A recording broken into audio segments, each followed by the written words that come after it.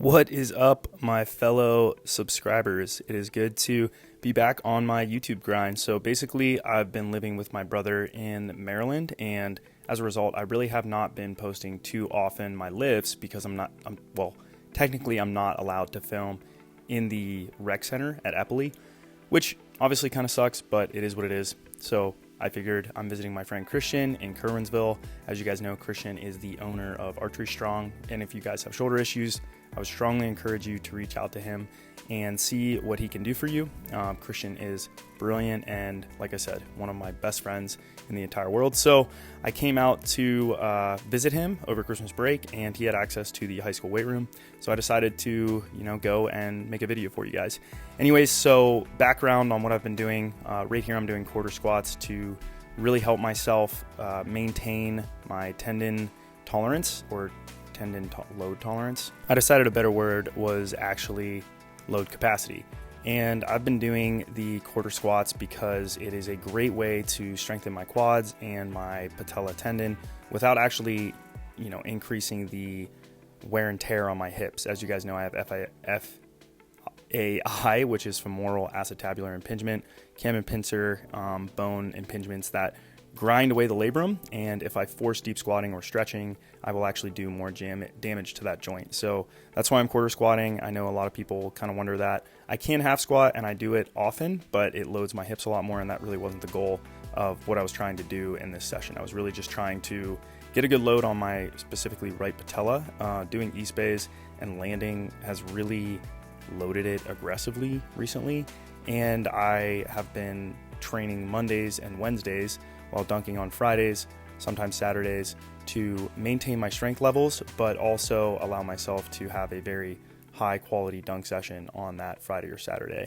So this is basically a cyclic, in a way, micro dosing and micro tapering repeatedly. A lot of guys do this in season, whether you're a basketball player or a football player, because you play on the weekend and you want to perform well, when you are competing.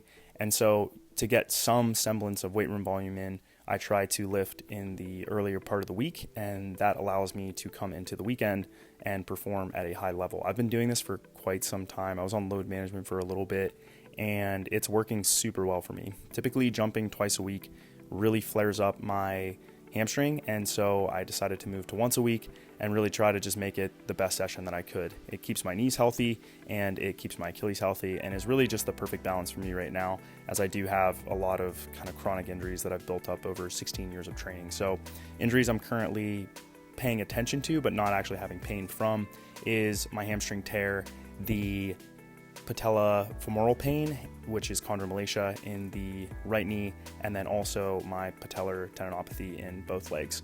So the Achilles, everything else is pretty much fine, but those are the injuries I don't want to flare up because I am trying to get high quality dunk sessions in.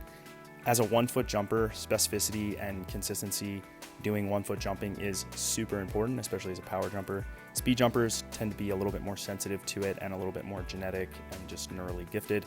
So they will, in my experience, fatigue quicker from doing frequent dunk sessions or jumping, but I'm not a speed jumper. So as a power jumper, I can handle slightly higher frequency of jumping without seeing a big decrement. Anyways, so obviously I did I don't even know what this is, 425 on the quarter squats here, slow. And this actually did bother my PFP a little bit, but the next day I woke up actually and it felt great. So that means I did something right. My patella on the right side felt better than it has, and heavy slow resistance training is obviously super valuable. I also did calf raises at this weight, double leg, and it was super easy. I think I did a set of 10 and didn't even flinch, which I posted this recently, but you really should be able to do over 500 in a calf raise and double leg calf raise if you want to be a good jumper and not really flinch at it. I probably could do a lot more, but balance with that much weight is a little bit dicey, so I much prefer to do it on a Smith machine. Obviously, you don't want to fall backwards and hyperextend your back or something, and it just really wasn't the best setup. So I was able to go pretty heavy, but I ended up doing single leg as well to load my gastroc even more, and that allowed me to do less weight on the bar, balance better, but actually still get higher loads than even 500 on a barbell. Reason being, your leg has a mass to it. So if it's floating in the air while you're doing a single leg calf raise, let's say your leg weighs 60 pounds and you have, 245 on the bar like I did, you're actually doing 275 on a single leg, which if you double is 550, which is more than my double leg of 500. And so that's why I decided to do these. I think I was getting like 4 to 5 reps on it. I do like to mix it up between double and single leg just because I get a little bit more extension, a little more plantar flexion through the toe. Double leg, it's a little bit easier to balance. But decided to address the patella and make sure, like I said, I'm maintaining health while maintaining my strength levels as well. So that's why I picked those lifts. I did end up doing some drop sets of half squats, which is half the range of motion that I can usually do. I went pretty much as deep as I could, which again, not very good because I have a FAI. And after that, I think I was like 5 or so sets total and decided to do some hamstring work. So I love the lying hamstring curl machine. It's one of the few hamstring curl machines where you are in a pretty neutral hip position and can flex the knee without seeing the length tension relationship or the resistance change quite a bit. So for example, in Nordics, at the very end range, it's the hardest. At the top of the rep, it's not very hard at all. With the lying hamstring curl machine, that load is pretty much the same the whole time, but you're still in that pretty neutral hip position. So that's why I really like them. A lot of gyms don't have them, so I took advantage of that. Ended up working up to, I think, 175, 180, something like that. I did try 200, but it pretty much just turned into an isometric push. So not really the goal, but it was fun to kind of test that out. Then I did some glute med work, and again, that's for the PFP. One of the biggest things I recommend people do is work the glute med when they do have PFP pain. For patella pain, patellar tendinopathy, I really don't think it works. But for PFP, and like I said, my goal right now being to maintain health as best possible, and that being one of the issues that happens when I do jump a lot, I want to make sure that I check that box. So I do like doing knee flexion hamstring exercises, and as you guys know, I have pulled my hamstring in the past.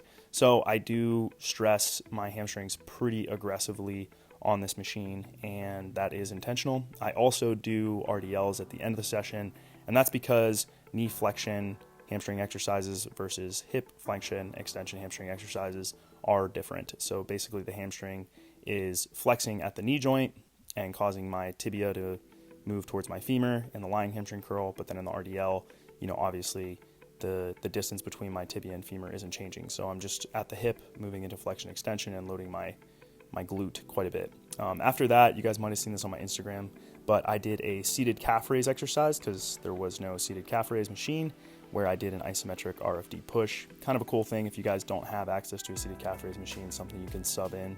But yeah, that's pretty much the session, guys. Feel free to comment, like, and subscribe, and I'll catch you next time. Peace out.